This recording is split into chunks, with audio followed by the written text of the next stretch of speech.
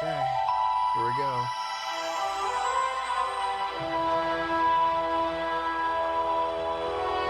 The fight is done. We lost. The music.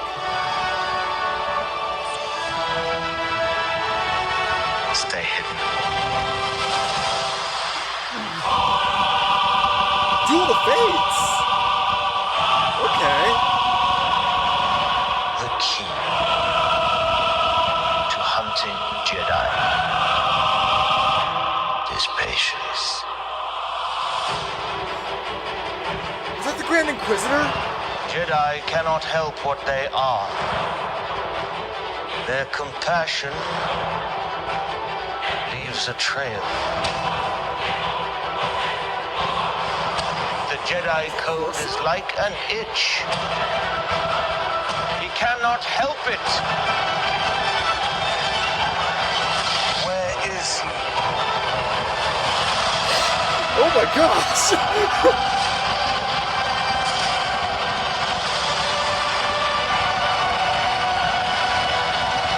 Okay.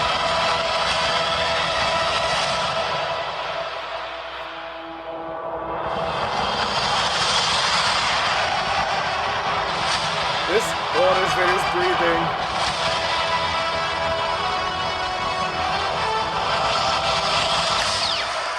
Oh, that's cool. I'm gonna try out this new format about how film trailers like this. So, well, that was interesting. Um, so it looks like the Grand Inquisitor is in this. If you haven't watched Rebels, he's like the main villain in season 1, and he was really cool. It was like a shame they killed him off so early. So bring him into live action, and it looks like there's another Inquisitor too. So really cool. Okay, so I planned on like doing sort of a discussion video about the Kenobi series, about kind of like my hopes and dreams on this show and my concerns too, because this trailer did make me excited, like especially Duel of the Fates in the background. It's like, yep, never get tired of hearing that. But all right, so here's the thing.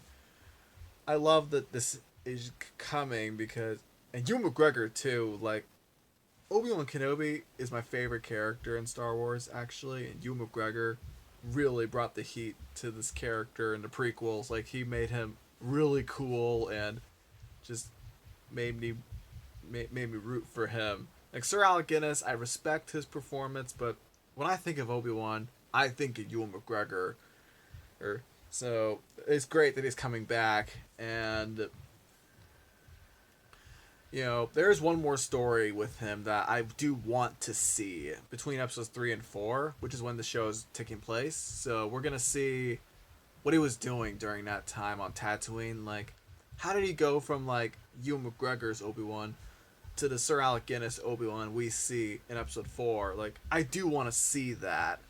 Like, that's the only story that we haven't been told of him yet, and he could even contact Qui-Gon too, which I'm kind of surprised Liam Neeson hasn't been confirmed to play Qui-Gon, because I don't know, like, you don't even need Qui-Gon in there, like, on set. You could just use his voice too. So at least have Liam Neeson's voice. Like, come on, you gotta have Qui-Gon in this. And then there's the whole Obi-Wan Vader duel that Kathleen Kennedy even said, this is the rematch of the century, I guess. And there's already been so much discussion about that in the Star Wars fandom as to whether or not this is the right choice. Like, I don't know. So yeah, I'm gonna throw my hat in the ring. Yeah, when I heard that, I do remember being concerned, because, like, I don't know, because how do you get Obi-Wan off planet? Because Vader can't be on Tatooine, because then he would find out about Luke. So if you were to have this work, you would have to get Obi-Wan off planet. But I don't know why he would do that. Like, Well, I guess this trailer told us that the Inquisitors are here too, so I guess it's possible he's probably maybe he has to direct the Inquisitors away from Tatooine. So I'll give it that, but then how's he gonna get back? Like, is he gonna kill those Inquisitors? Like, I'm curious how this is gonna turn out. And he's gonna have to fight Vader in the final episode too, which, yeah, again, I don't know how to feel about that. Like, don't get me wrong, I love lightsaber duels. You know, they are a part of Star Wars. The lightsaber duels and the movies are all great. Even the sequel trilogy, even though lightsaber duels and those movies were kind of underwhelming, I still enjoy them. So, I love a good lightsaber duel. Like, they're a part of Star Wars. I get that. But this cannot happen just for spectacle. Like, this cannot be just for spectacle's sake. There has to be a good storytelling purpose for this.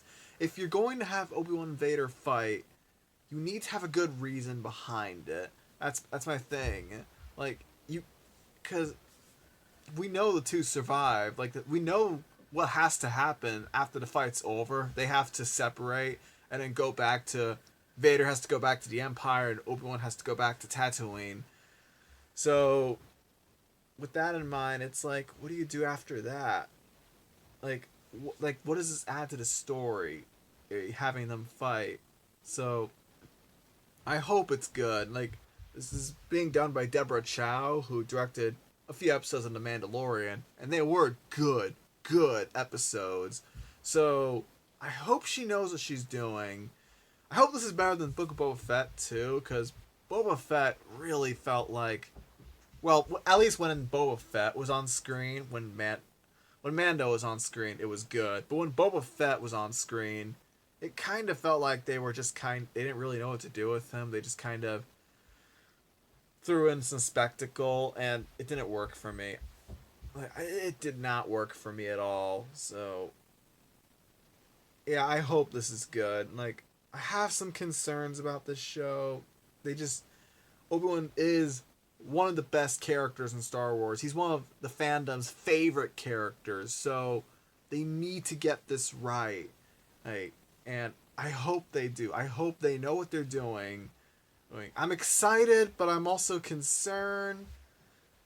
So I'm definitely watching it. I'm definitely going to. And I'm going to watch every episode, obviously. It's going to be 6 episodes, I believe. It's going to be limited, I believe, 1 season, which, yeah, it's fair.